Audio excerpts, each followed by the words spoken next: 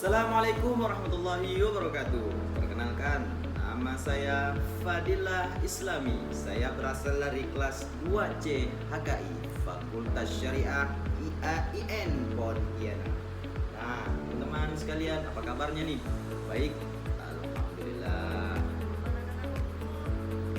Oh, siap. Jika pasal 28 ayat 2 Undang-Undang Dasar adalah pembatasan seluruh hak asasi manusia, maka itu percuma karena tidak dapat memisahkan cintaku padanya.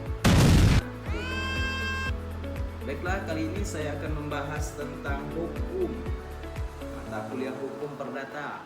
Nah, teman-teman di sini sebelum masuk ke hukum perdata, kamu nggak membedakan antara hukum perdata dan hukum pidana.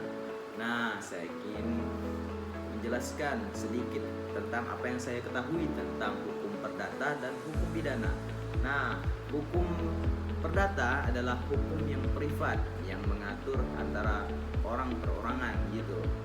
Nah, kalau di kejaksaan antara orang dengan orang, antara penuntut dan pembela gitu ya. Sedangkan hukum pidana kalau di kejaksaan itu antara pembela dan hakim. Nah, gitu. Singkatnya begini, kalau perdata ini privat dan pidana ini publik. Nah, gitu. Mengatur kalau apa aja sih yang ada di perdata. Nah, perdata itu seperti pemberlakuan yang mengatur tentang waris, perkawinan dan lain sebagainya yang menyangkut tentang piutang. Nah, kalau pidana berbeda.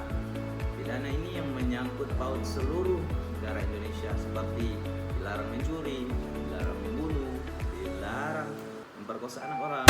Nah, itu teman-teman sekalian.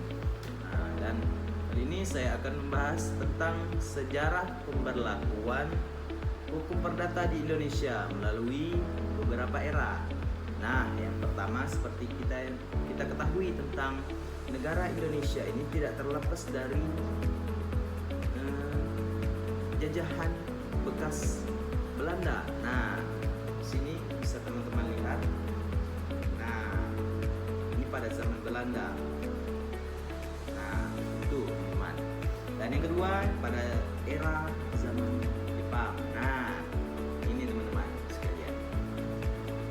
Nah, selanjutnya pada tahun 1945 nih pada zaman. Nah, teman bisa lihat.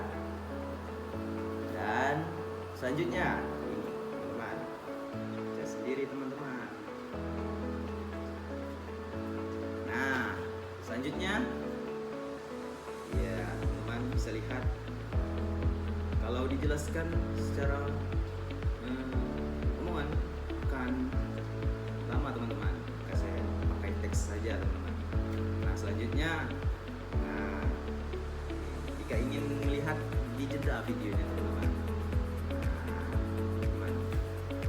Nah, cukup sekian.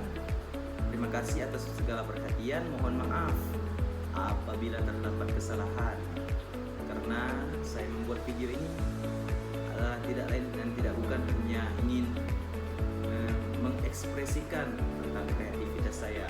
Kreativitas saya cukup sampai di situ dan saya tidak mempunyai banyak kreativitas. Nah, cukup sekian. Terima kasih. Wassalamualaikum warahmatullahi wabarakatuh.